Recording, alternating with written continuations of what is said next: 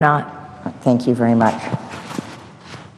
Madam President, first of all, I want to thank my colleague who just spoke for his vigilance in reminding us how we have to be paying attention every single day to what is happening in Iran and be smart and strategic and let them know that we are very serious about pushing back on them.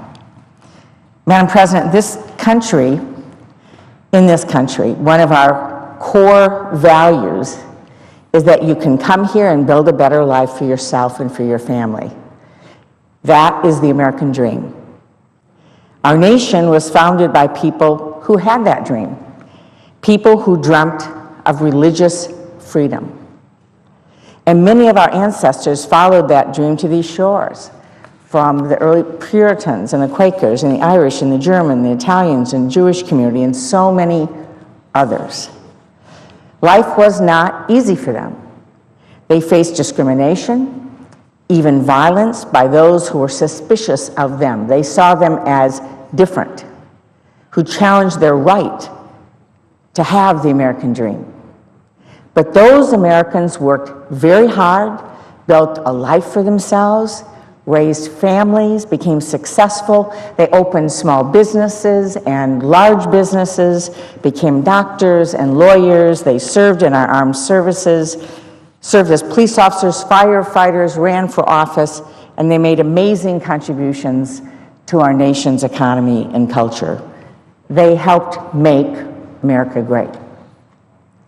Madam President, that core value, our American dream, is being challenged today. Donald Trump, who is running for President of the United States of America, has suggested that we ban all Muslims from coming into our country based purely on their faith, on their religion. As someone who represents the most densely populated Muslim population in America, I find this suggestion, this statement, to be outrageous and absolutely un-American.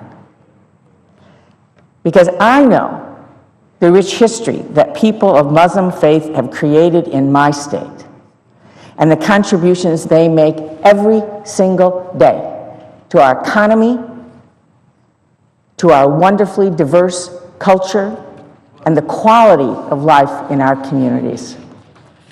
Hundreds of thousands of people from Muslim countries came to southeastern Michigan in the early part of the last century, like so many others from the South and around the country and the world, after Henry Ford offered $5 a day in a wage to work in America's first automobile factories.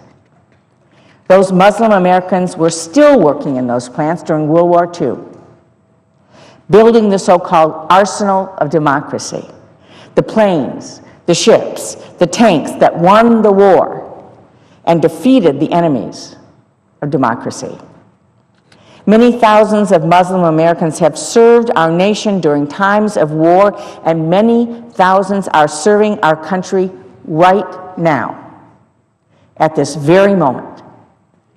They're putting their lives on the line right now for the freedoms we all hold dear. Take a walk through Arlington National Cemetery, and you will see many graves bearing the crescent and star. How can anyone suggest the patriotism of those Americans who made the ultimate sacrifice for our country?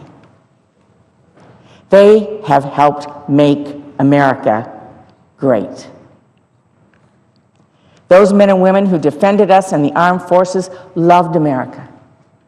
They died for America because America is their home, their family's home. And so, of course, they see ISIS as the enemy, just as every non-Muslim American does as well. It's their families who are on the front lines of the violence in the Middle East. Their families have lost their homes, their businesses, in many cases their lives, because of the brutality and the violence of ISIS.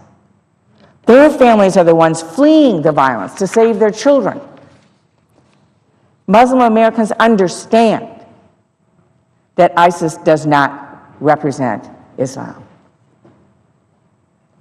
Within every religion, there are violent individuals who twist the meaning of sacred texts and symbols to justify acts of violence and murder.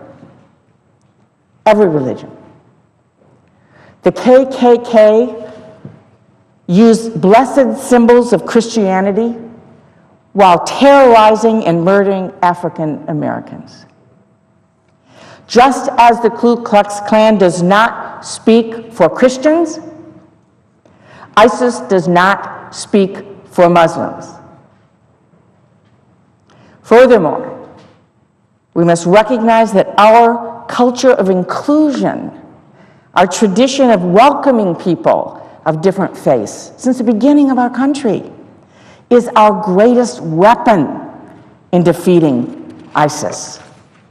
What ISIS desires more than anything else is to see our country discriminate against Muslim Americans so that they can use that as a recruiting tool all over social media, which we know they are very effective at doing.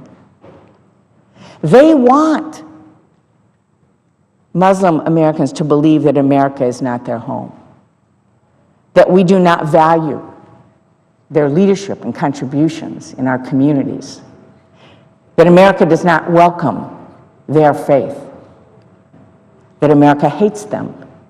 They want that. That cannot be who we are. That is not who we are.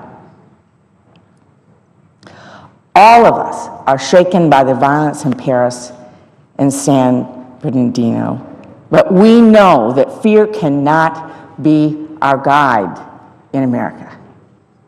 President Franklin Roosevelt understood fear makes America weak.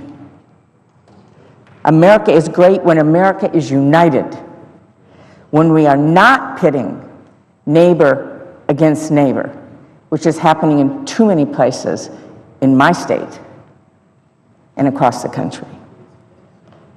When we are united, we are great when we are dedicated to our principles of freedom and liberty. And the first liberty of our Constitution's First Amendment is the freedom of worship. When I think about the Muslim American children in Michigan today, who were afraid to go to school, children afraid to go to school,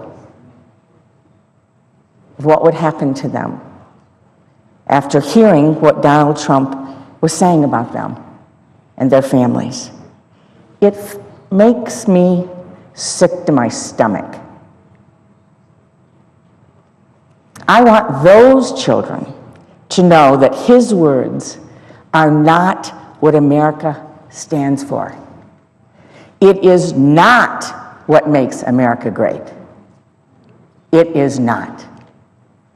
It is those children, Muslim and Christian and Jewish, all of whom are full of hope and promise for the future, who will make America great again.